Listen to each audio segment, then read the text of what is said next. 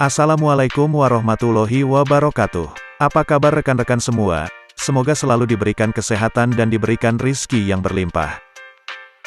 Baik, kembali lagi bersama saya Sukma Aji dari tim Force Mitra Sultan.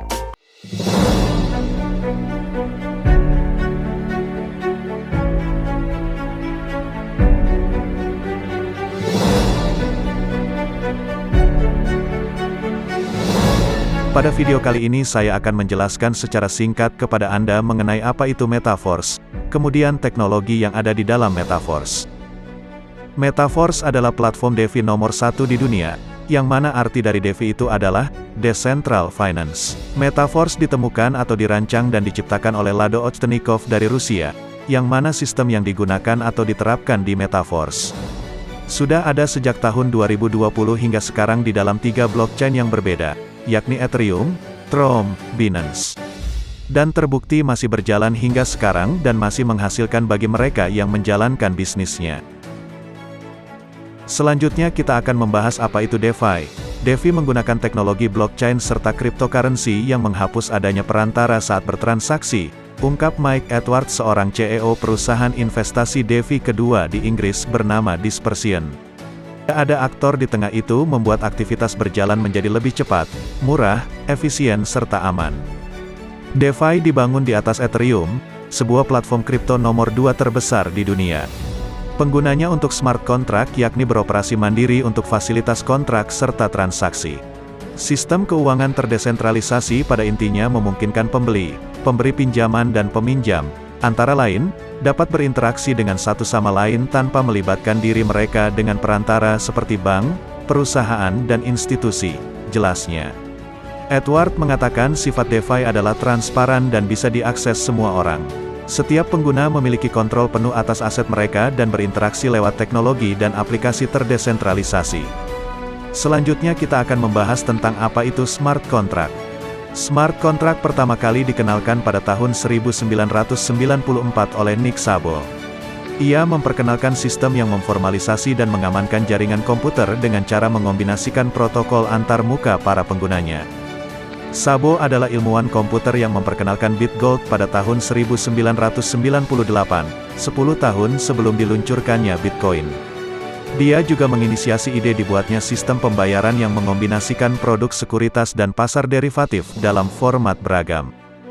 Lulusan Universitas Washington itu menyederhanakan penjelasan mengenai smart contract dengan mengibaratkannya sebagai vending machine, di mana penggunanya hanya perlu memasukkan sejumlah uang dan memilih minuman yang akan dibelinya.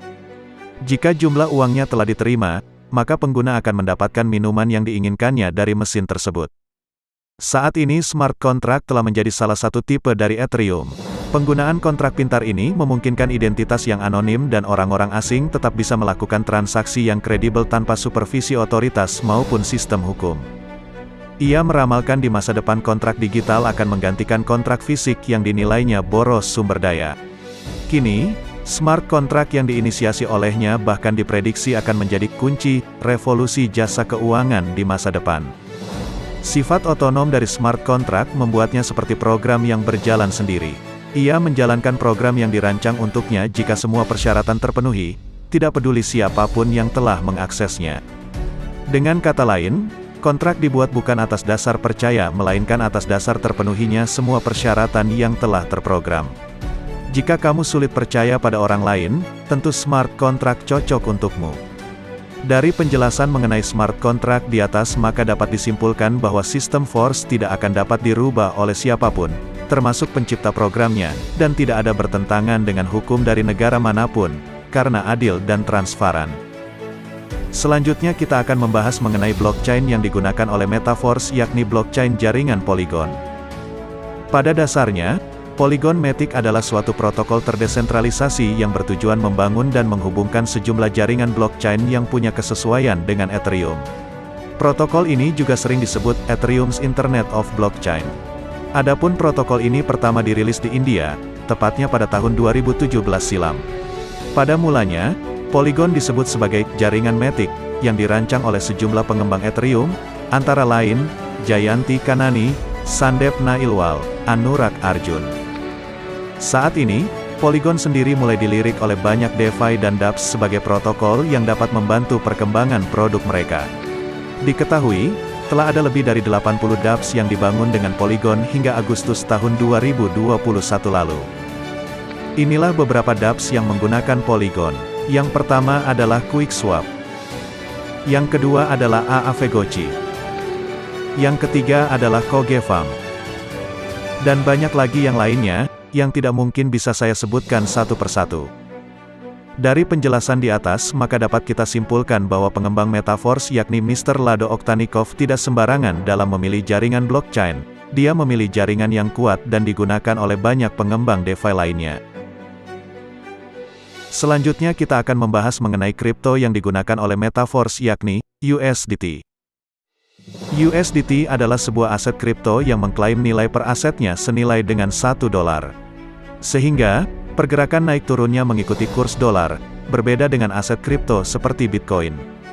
Pada saat beberapa aset kripto lain mengalami pelemahan beberapa waktu ke belakang, bahkan anjlok cukup dalam, aset kripto yang dirilis oleh Tether Limited ini tetap berada di kisaran angka $1 dengan kecenderungan naik tipis.